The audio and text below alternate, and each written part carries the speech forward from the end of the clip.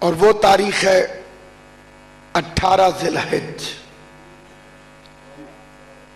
روز عید غدیر۔ میں نے نہیں بلکہ سید الانبیاء نے فرمایا افضل اعیادکم، تمہاری سب سے بڑی عید عید غدیر ہے۔ پتہ چلا کہ یہ ہمارا خیال غلط ہے کہ یہ بکرے شکرے والی عید جو ہے یہ بڑی عید ہے۔ یہ بڑی عید نہیں، بڑی عید ہے عید غدیر۔ اور کیونکہ یہ 18 تاریخ کو واقع ہوا، اس لیے اللہ نے ہر بندے کے دائیں ہاتھ پر 18 لکھ دیا ہے۔ آپ میرا ہاتھ بے شک نہ دیکھیں، اپنا دائیں ہاتھ دیکھ لیں، اس میں 18 لکھا ہوا ہے، 1 اور یہ 8، 18۔ اس لیے اللہ فرماتا ہے کہ قیامت والے دن ہاتھ بھی گواہی دے گا، اور منکر ولایت علی کے گلے میں پھندا اور کس دیا جائے گا کہ تو چلو مصطفیٰ کے اٹھے ہوئے ہاتھ کو نہ دیکھتا، کبھی اپنے ہاتھ کی طرف دیکھ لیتا۔ اس کی فضیلت یہ ہے سامعین گرامی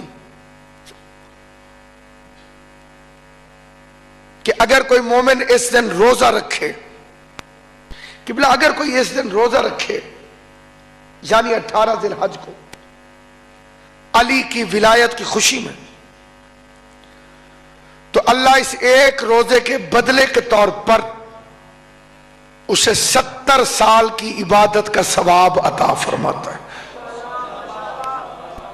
اور فرمایا یعنی وہ 70 سال جس میں نہ گناہ کبیرہ کیا ہو، نہ گناہ صغیرہ کیا ہو، نہ کوئی ایک سانس عبادت سے خالی چھوڑی ہو، 24 گھنٹے دن اور رات ذکر الہی کیا ہو، پروردگار عالم اس ایک روزے کے بدلے یہ ثواب عطا فرماتا ہے۔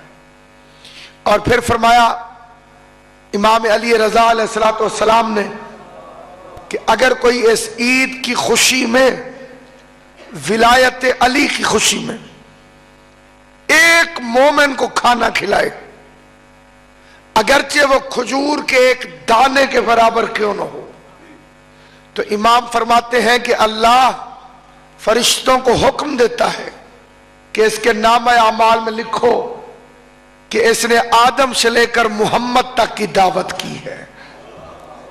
توجہ فرما رہے ہیں یا نہیں فرمایا؟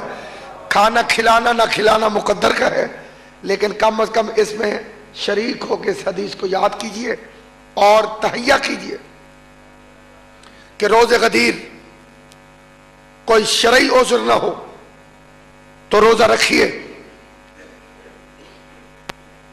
اور کھانے کا اہتمام کیجئے اور مومن کو کھلائیے۔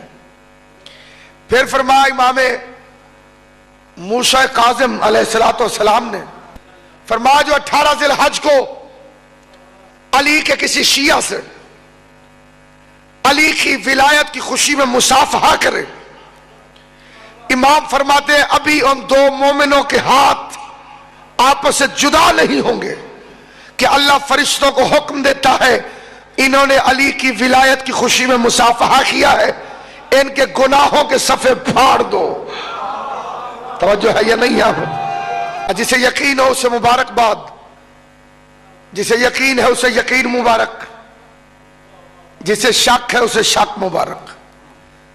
کتاب کا نام ہے ثمرات الحیات، لکھنے والے کا نام ہے آیت اللہ محمود امامی اصفہانی، 2 جلدوں میں کتاب لکھی، 40 سال میں پوری کی، اردو میں اس کا ترجمہ شائع ہو گیا ہے۔ اس میں انہوں نے ایک باب قائم کیا کہ وہ لوگ جن کے گناہ اللہ نہیں لکھتا، اس میں تحریر فرمایا کہ جس کی عمر 80 سال سے زیادہ ہو جائے، اللہ فرشتوں کو کہتا ہے کہ اسے گناہ کرتے ہوئے شرم نہیں آتی، مجھے اس کے گناہ لکھتے ہوئے شرم آتی، اس کے گناہ نہ لکھو۔ دوسرا اس میں تحریر فرمایا کہ علی کی ولایت کا اقرار کرنے والے کے گناہ اللہ یوم غدیر کے 3 روز تک تحریر نہیں کرتا۔ دیکھیے نبیوں کا کام کیا ہے؟ وَمَا عَلَيْنَا إِلَّا الْبَلَاغُ، بس پہنچا دیں، اگلے کی مرضی ہے، چاہے تسلیم کرے چاہے نہ کرے۔ میری تو علامہ عباس سے التجا ہے، اللہ کرے کوئی کام معرفت میری تقریر پہ یقین کرے ہی نہ، اس لیے کہ میرے مزے میں خرابی ہو جائے گی۔ پھر اس کے بعد فرمایا اور اللہ کے اس کے گناہ نہیں لکھتا۔ یہ حدیث ہے چوتھے امام کی۔ فرمایا 2 فرشتے ہیں، ایک ادھر اور ایک ادھر، اور انہیں کہتے ہیں کرامن کاتبین، یہ نیکیاں لکھتا ہے، یہ گناہ لکھتا ہے۔ ذرا سی بھی نیکی کرو یہ لکھ لیتا ہے، ذرا سا بھی گناہ کرو یہ لکھ لیتا ہے۔ آپ لوگوں نے تو سبحان اللہ بھی نہیں کہا۔ 1400 سال سے ہمارے بھائی لکھت پڑھت کرنے والوں سے اچھے تعلقات کے لیے ہر نماز ختم کرنے کے بعد ان سے سلام دعا کرتے ہیں۔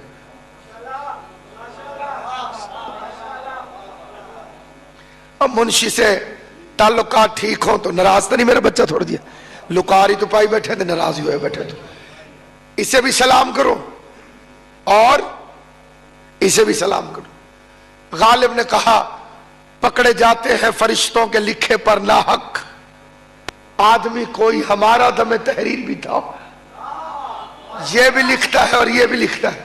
فرمایا حضرت امام زین العابدین علیہ السلام نے، علی ابن الحسین نے فرمایا کہ اگر کوئی شخص دن کے آغاز میں زہرا کے دشمنوں پہ لعنت بھیج دے تو اللہ فرشتوں کو حکم دیتا ہے کہ اس نے بھیجی ہے بطول کے دشمن پر لعنت، یہ پورا دن اگر کوئی گناہ کرے بھی صحیح تم نہ لکھنا۔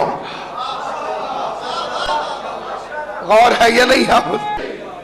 اس مذہب میں، مذہب اہل بیت میں، پرسنل اوپینین، ذاتی رائے، مولوی کی خواہش حرام ہے۔ نصاب ہے مجلس کا اللہ کا قرآن یا 14 کا فرمان۔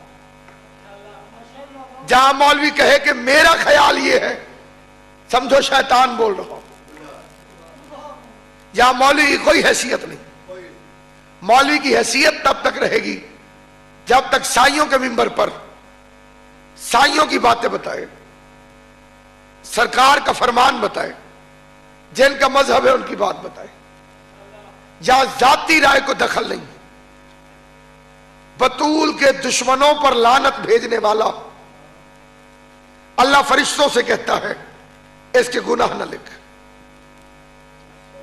جیسے میں نے کہا کہ مومن کو ہاتھ ملاؤ غدیر کے دن، مومن کو کھانا کھلاؤ، شیطان پہلا حملہ یہ کرتا ہے کہ دل میں وسوسہ ڈال دیتا ہے، جی ہن کوئی مومن لبے تے کھوائیے، آؤ تمہیں مومن کی نشانی بتاؤں۔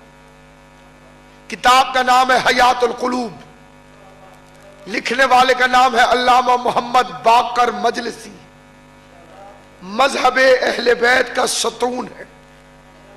80 سال کی زندگی پائی اور 80 سال کی عمر میں تقریباً اتنا لکھا کہ ہر روز جیسے 80 صفحے لکھے ہو۔ اس میں بچپن بھی شامل ہے، حصول علم کا زمانہ بھی شامل ہے۔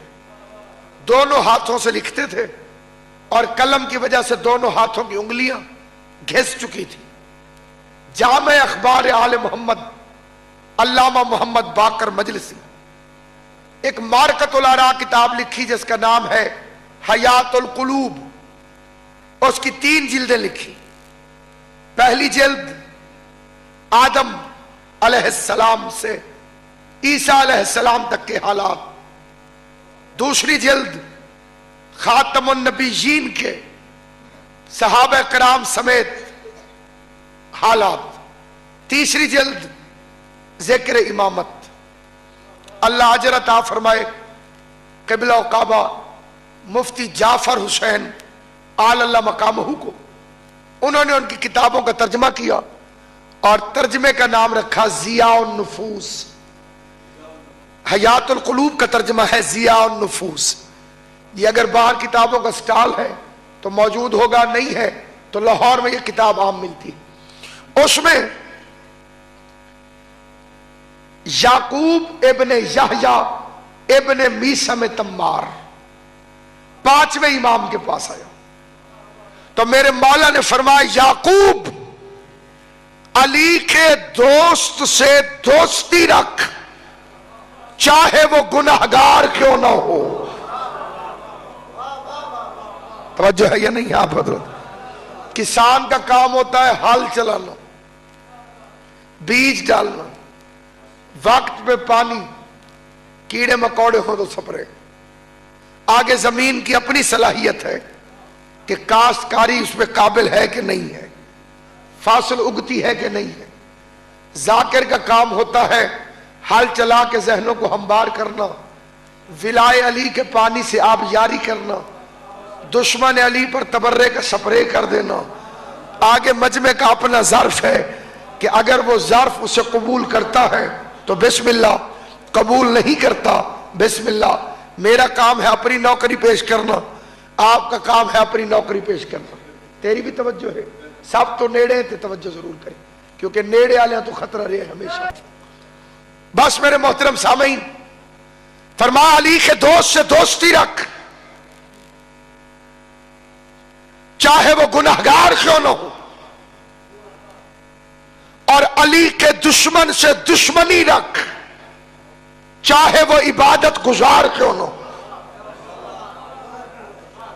اور فرمایا حضرت امام موسیٰ کاظم علیہ السلام نے کہ علی کے دوست سے دوستی رکھ چاہے تیرے باپ کا قاتل کیوں نہ ہو، اور علی کے دشمن سے دشمنی رکھ چاہے تیرا باپ کیوں نہ ہو۔